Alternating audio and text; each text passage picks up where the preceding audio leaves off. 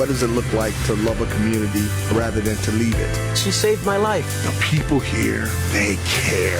Keep breathing, never get enough. Keep fighting and never give it up. Someone cared enough to help them get better. Dream alive. My hope for Milwaukee is that we come together as one. Milwaukee, I love you. Good morning, everyone. She is a former TV anchor and reporter who spent the past 6 years working on a piece of Milwaukee history. It's an idea born when Joanne Williams found an old school newspaper from Rufus King High School. The result, a documentary that was a hit at this year's Milwaukee Film Festival. And there's a positive message for all of us.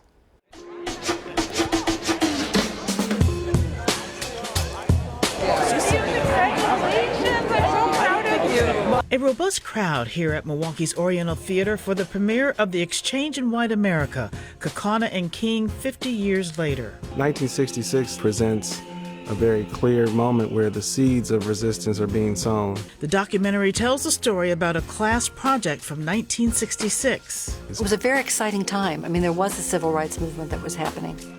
Things were changing. People were dressing differently. You know, the change was in the air, and it felt like we were part of something that was good and necessary. Ruth Thomas, a teacher at Rufus King High School in Milwaukee, and Thomas Schaefer, an English teacher at Kaukauna High School, arranged an exchange between students. They performed the play In White America to increase racial awareness. White students lived with black families, and black students lived with white families. And I was never scared. I was just pretty much astonished.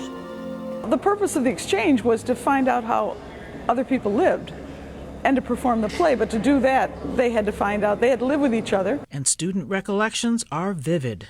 When we go into the burger joint, the smaller kids would look at me, this, tall African-American young male in high school, and they say, "Do you play with the Green Bay Packers?" That's the first time that I had been introduced to James Brown music. Because it was prominent down there. I mean, that was a big part of their social group. Even with the white students there, James Brown was a big part of the music scene, but it wasn't up here. And so that was my first introduction to it. So my dancing skills down there just weren't anywhere near where they should have been. So. And I was like, oh no, where is Kaukauna? In Kaukauna 50 years ago, this would have been the first time that we would have seen really anyone that wasn't a white descent. Linda Pluchek, now 74 years old, took part in the exchange. Phyllis stayed with Linda Pluchek in Kaukauna. Then Linda lived with Phyllis's family in Milwaukee. Pluchek, who now lives in the Madison area, came to Milwaukee for the premiere. It made me not afraid of black people. And at that point, in terms of Kaukauna and whatever, people were honestly afraid of black people. As a former teacher, this had to have been a major lesson plan. I met Father Gruppy when I was here then, and then I marched with him in Madison. Producer Joanne Williams is honored her project was selected for the Milwaukee Film Festival. It makes me feel grateful and very happy and incredibly nervous. Much of the old footage comes from TMJ4 archives. I learned a lot about. Before, I thought a lot of people were very snobbish and they sort of look down on you, but they don't. They want to, go out and meet you, but they're sort of afraid. Kaukauna is very small. You have to get used to it. It's very hard to adapt to. I think in 1966, the black population of Kaukauna was 1. Producer Gary Reistadt was one of the writers on the film. I grew up in Appleton, which is just a couple of miles south of Kaukauna. This whole exchange program went on a couple of miles from my house. I never heard a thing about it until Joanne started talking about it a few years ago. Williams' sons also worked on the project. J.B. Nicholson helped with production, and son Christopher Nicholson did social media. Was there any times where you had to tell your mother what to do? Yes, there were. There were times where I had to tell her what to do, especially with the marketing and social media side. I assisted my mother in audio, visual, and lighting. So whenever she needed a place to interview a subject, I would just help her out look for a location. And one striking revelation, in the wake of today's deep divisions, the exchange gave those who participated hope. This shows that we all can come together. It's a very good cross-cultural experience to show that we don't have to let our differences define us. It was a long process, 6 years, but every minute was absolutely worth it. Just a great lesson to sit and watch and listen and learn. Everybody is just human. It was just such a wonderful experience. I learned how important it was for Black people and white people to share their backgrounds, because our differences made us stronger. Linda would kiss me on this cheek, my daughter would kiss me on the other one, and out they go. And I said, you know what? I felt the same when both of them kissed me. You know, it was no different.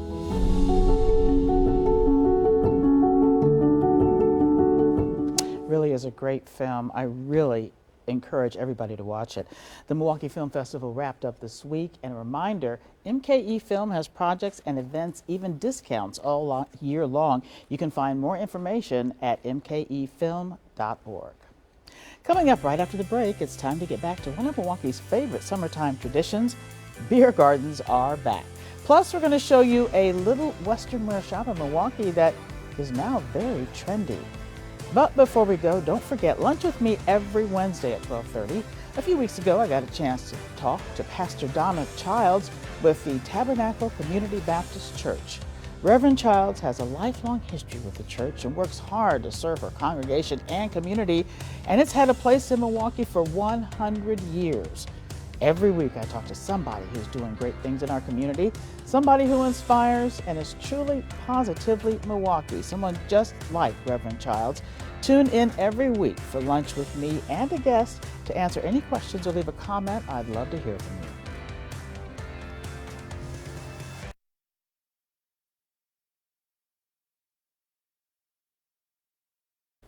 Welcome back. It's a Milwaukee summertime tradition. Beer gardens just opened up, and Charles Benson has the latest on the upcoming season. All right, cheers, everybody. Cheers. Cheers to some beer. Thank you, everybody, for being here. Woo! Clinking pint glasses and taps flowing in the parks, both a sure sign that summer is upon us, even if the weather for the big opening event didn't get the memo. We were joking a little bit earlier that it's a little brisk, but in previous years we've had like 6 inches of snow, so I'd say this is an improvement. Guy Smith is the Milwaukee County Parks Director, and he knows people from all over our area look forward to the reopening of beer garden season. We have something for everyone. It's family friendly, and you know, we just want people to get out in the parks and maybe go to a park that they've never been to before. Milwaukee's got like 7 months where they're like, hey guys, we got to get after it now. Like, this is our time to have fun, and we do that. And the parks are such a huge part of that. Molson Coors has played a big role in making sure that beer gardens have, well, beer. But Kalen Hemmelgarn says the brewing company also wants to make sure the parks themselves shine.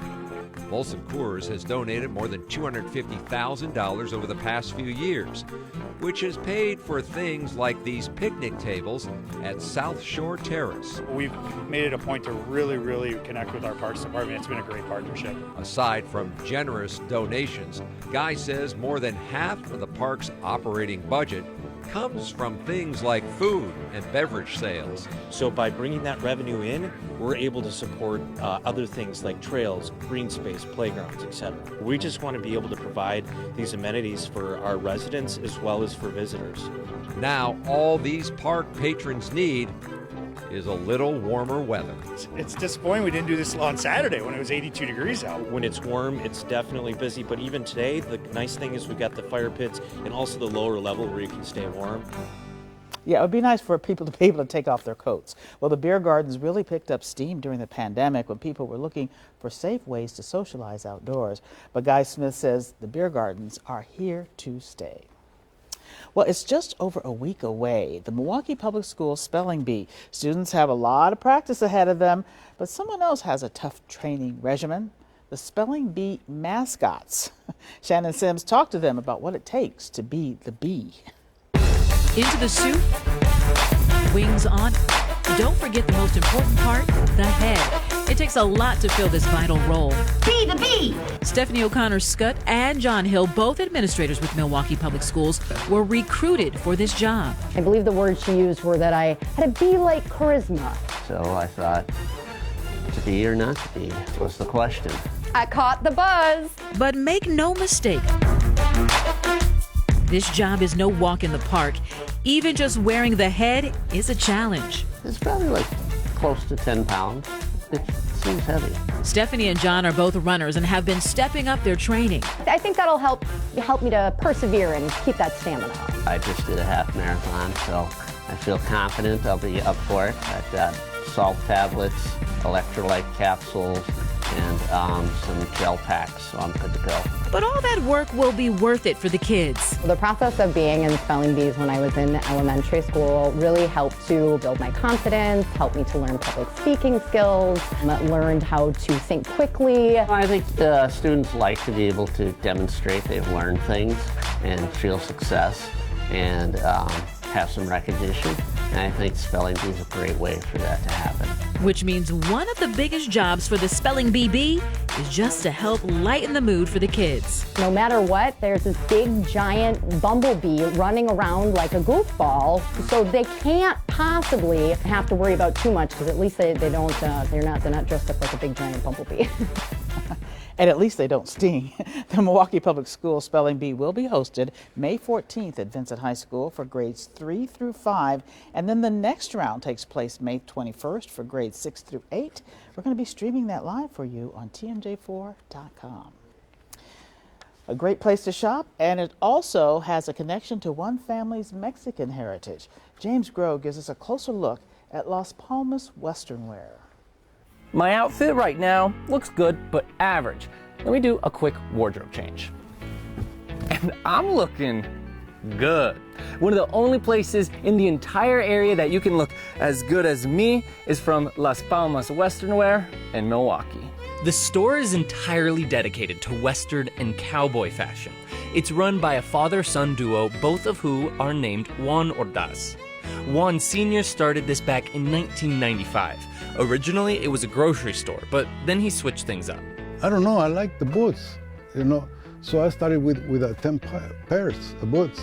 Now Juan Jr. runs the store. He's seeing younger people getting into this fashion style. More of these kids from high school are picking up on this, and it's a trend. The boots are incredible and the hats are gorgeous. They have plenty of affordable options, but some things are pretty expensive. And we have this priced here for $1,000. I looked at that and that was immediately my favorite one because it looked so good. Now I know why. I guess you could say I have expensive taste. This isn't just another clothing store though. This is also a connection to their Mexican roots. We're very connected, with heritage, and this helps, to keep going. Juan Sr. was born in León, Mexico, which is one of the boot capitals of the world. Now with his son in charge, it's a way of keeping the tradition alive. So to bring a little bit of that over here, mixed with our Mexican, culture and tradition. Lately, business has been booming, so act fast if you see something you like. The store is located at 6th and Mitchell in Milwaukee. For Positively Milwaukee, I'm James Groh. How cool. Thank you, James. Las Palmas does have an online store if you can't make it in person. We have a link at TMJ4.com. Well, you might be dusting off your lawnmower, hopefully soon. Coming up, why it might be a good idea to take a break from mowing this spring. But first, let's meet our Positively Milwaukee Pet of the Week. Hi, I'm Johanna with HAWS, the Humane Animal Welfare Society of Waukesha, and today I'm joined by my Positively Milwaukee friend, Squirtle the Turtle. Squirtle is about a 10-year-old yellow-bellied slider, and she has been at HAWS for a while. She's another one of our animals who needed some extra care before she could be available for adoption, and now that she's done for her medical treatment, she's been patiently waiting a home. Squirtle does love to bask in her warming light and eats pellets as well as fresh veggies. She swims when she's not sunning herself, and she will need a rather large tank, probably 100 gallons or over, to make sure that she has enough room to get around and keep herself enriched. She likes to play with ping pong balls to keep herself entertained. And she is very engaging and will come to the front of the tank to visit with you. She will live quite a long time because she's a reptile, but she's just another Positively Milwaukee example of some of the more unique animals we have here at Hawes. If you'd like to find out more about Squirtle or any of the other interesting animals we have available for adoption here at Hawes, please go to hawespets.org or give us a call at 262-542-8851 to find out who we have here that's Positively Milwaukee.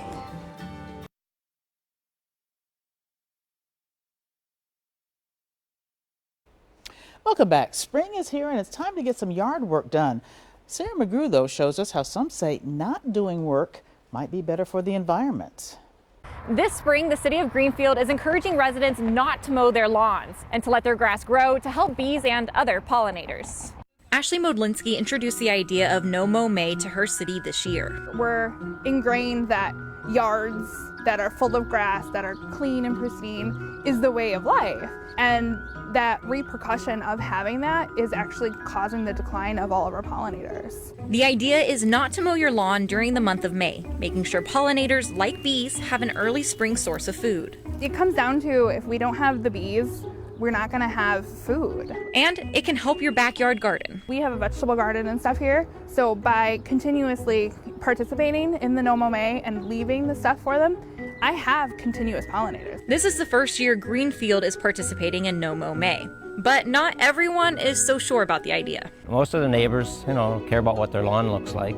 I think letting it go to, letting the weeds go to seed is not something they'd be doing. Chet and Joe are beekeepers in Greenfield. If you said the reason they would be doing that is for the pollinators, I don't see that it helps other than they'd get a few more dandelions. Bees will fly up to 6 miles a day to find a flower, so that's generally not a problem that they need the dandelions or other weeds. Joe says she doesn't think it's a bad idea if you can do it, but says there's other ways to make sure pollinators are getting fed. Plant your zucchini and let it trail forever because it is the greatest source of pollen. It will keep all the pollinators busy. Other cities in Wisconsin participating in No Mow May include Glendale, La Crosse, and Wisconsin Rapids. If you want to participate in No Mow May, check with your city officials. Some places, like Greenfield, require you to register your yard to avoid fines. Now, if you're not ready to give up mowing for an entire month, there are other things you can do. Ashley suggests mowing your yard in sections so there's always food for pollinators. Well, we know it's been a pretty wet spring, but you know what they say, April showers bring May flowers. So we asked you, what is your favorite spring bloom? Orchids. My wife's planted a bunch of orchids around the house in Atlanta. Wow, orchids are hard to grow. We killed a couple already, so. I mean, it changes every year. They're coming out with new things, but I do love peonies. These are some little coral charms that haven't opened up yet. A tulip. I love the color. Yeah. Daffodils. They're the yellow and they're bright. It's such a dull time. Tulips. The calla lilies, yeah. They're just the color. Yeah, really pretty colors.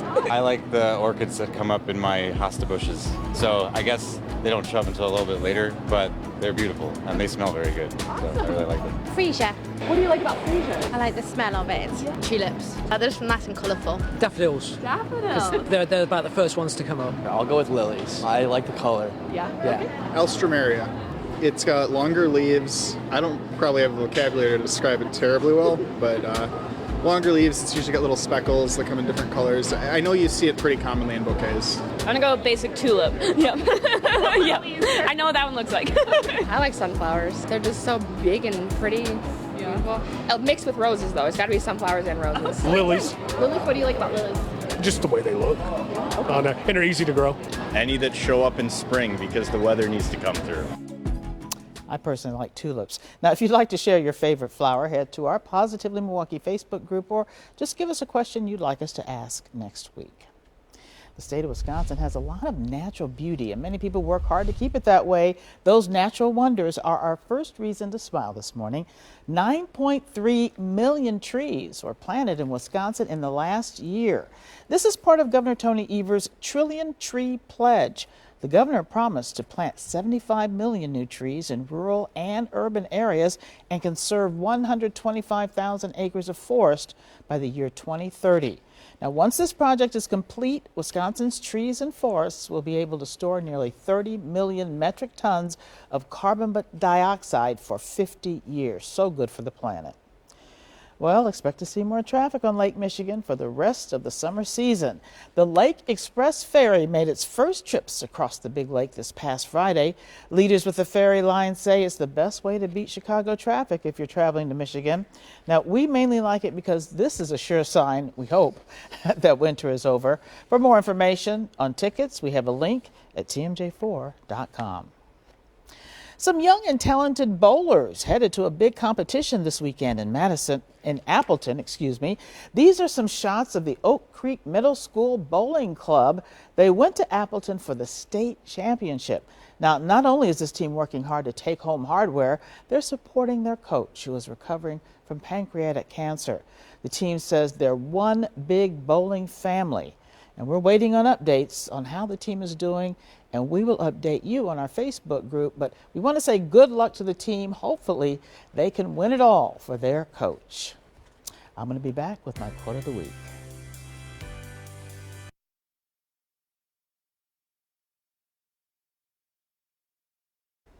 No acts of kindness, no matter how small, is ever wasted. Our quote this week comes from Aesop.